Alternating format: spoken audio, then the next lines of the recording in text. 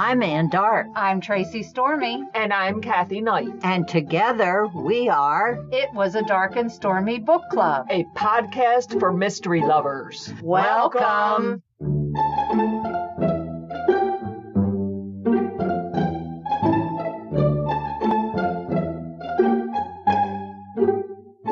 Welcome back to It Was a Dark and Stormy Book Club. We are very excited today to have an interview with David Reichenbaugh. He wrote a fascinating book covering his role in the pursuit of the Beltway snipers. The book is called In Pursuit, Search for the Beltway Snipers. Tracy? David Reichenbaugh is a high-energy, take-charge, Class A personality that has always worked hard and played hard. David's passion for law enforcement started at a very early age. He holds a Bachelor of Arts degree from Indiana University of Pennsylvania. David retired after 23 years of service with the Maryland State Police as a lieutenant and barrack commander in Cumberland, Maryland. David's career started as a road trooper and continued on as a criminal investigator, undercover narcotics investigator, major violator supervisor, homicide, and high-profile case investigator. Post 9/11, he served as operations commander for the Criminal Intelligence Division. His first book, In Pursuit, The Hunt for the Beltway Snipers, was published by Four Edge Books and released on October 2nd, 2018. He also contributes to the Homeland Security Today with law enforcement articles and insight. He writes from his home in Keedysburg, Maryland, with his wife and surrounded by his 8 grandchildren. Welcome, David. We are very pleased to be able to interview David Reichenbaugh. He wrote a book all about the Beltway sniper, which is local to us. Welcome, David. Well, thank you. I'm glad to be here. I guess there might be some young people listening or people that may have lived in a cave, but could you give a brief rundown of the Beltway sniper case? It's funny that you say that because I did an interview for a radio station a week or so ago, and I go to this studio. There's this young woman that's the receptionist. I tell her who I am and what I'm there for. And she looks at me and she says, "Oh yeah, I was 2 when this happened." Nothing like making the old cop feel even older. This goes back to 2002, and this was 1 year after the tragedy of 9/11. Just to set the stage a little bit, the country was already very much on edge. We're coming off of 9/11. We're in the middle of the anthrax investigation, for those that remember that. The whole country was sort of waiting for the proverbial other shoe to drop. We all knew that we were going to be attacked. We just didn't know when, we didn't know where, and the entire country was basically holding its breath. Then in October of 2002, pretty much a normal day like any other day, people start getting shot in Montgomery County, Maryland, which is, for those of you that don't know, really a stone's throw north of Washington, D.C. and the heart of our capital. Through the course of the next 23 days, the people that became to be known as the Beltway snipers had killed 10 people and wounded 4 more in Maryland, District of Columbia, and Northern Virginia area. Based on all the other stuff that was going on, it brought the nation's capital and the entire eastern seaboard to a standstill. In all of my law enforcement career, now spanning over 35 years, I've never seen anything like that before. Certainly, I've never seen anything like that since, where streets were abandoned. People just trying to get gas would pull up to a gas station, put the gas nozzle in their car, crawl underneath the back of their car while their tank was filling up in fear of being the sniper's next target. Parents were bringing kids to school, pulling up on a sidewalk while one parent shields their child with their own body as they sprint from the car into the school. It was horrifying, and I have never seen terror like that before, and I pray that we never see it again. Beltway snipers were the 2 individuals that ultimately were responsible for all the chaos and all the terror back in fall of 2002. I remember it very well, and I can remember going into a grocery store and walking very quickly and walking in a zigzag pattern. I just was terrified, and we live 50 miles north of there, but you never knew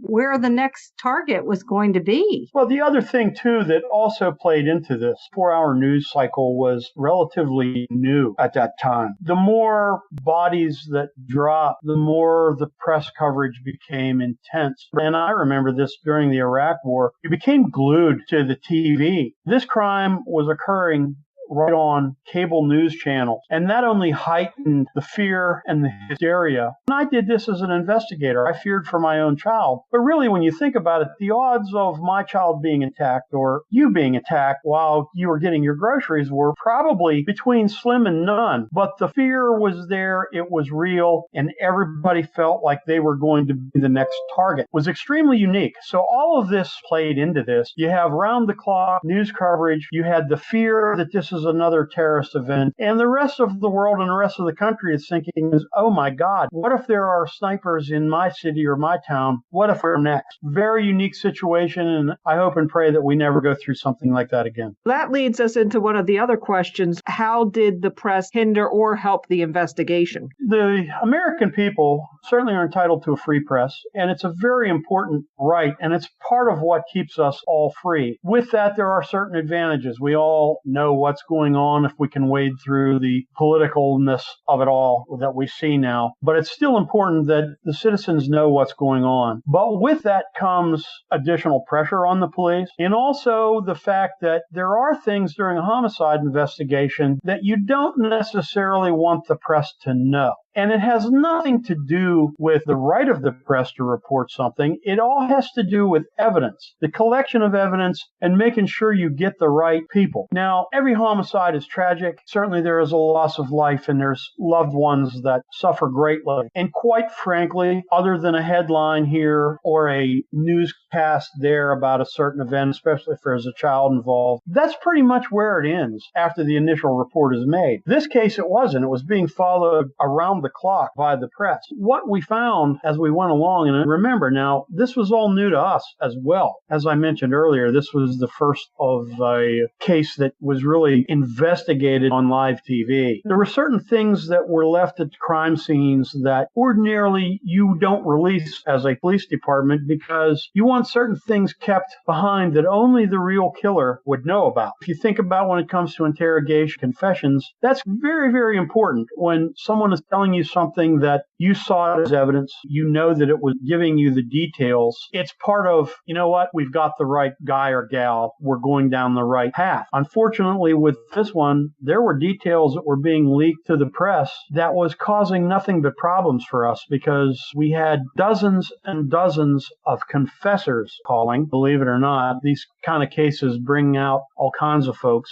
And the problem was, is most of the time you get these confessors, yeah, I killed the guy in the park, but they have no idea how the guy was killed in the park. They can't begin to even tell you any details, and you pretty much are very quickly able to eliminate that person. And it's someone that, for whatever their motive might be, whether it's mental or everybody thinks that they want to get their, believe it or not, their 15 minutes of fame, you can quickly eliminate them. In this case, we had people confessing with details of the crime that they heard on the news. So we can't eliminate them. That was just complicating things as this case moved on. I also believe that the press may have inadvertently caused some of these shootings because a Death's Head tarot card was leaked to one of the news outlets. A note was left that do not contact the press. And of course, there it is. It angered the snipers. More shootings, more notes. Told you not to leak this to the press. And it's out there. So on that end of it, the press was causing problems. Just the overwhelming crush of the press during this thing, because it's one more thing you have to be concerned with, because as the randomness of these shootings were occurring, we now have a sea of press outside the Joint Operations Center. If these were truly terrorists, what better way to further terrorize this country than to maybe take out Geraldo Rivera or another named person within the press? So that complicated the security in this case. Now, the press ultimately helped us find the snipers once we got to the point where we knew who they were. We had a car other than in the infamous white box truck that we all remember. 15 minutes of a local Frederick radio station broadcasting the police bulletin and the lookout for the Blue Caprice. It was spotted in the Myersville rest area, and it took less than 15 minutes. So the press is both your ally, and it also can be a real problem for law enforcement. I'm not going to beat up the press because they have a job to do. We understand that.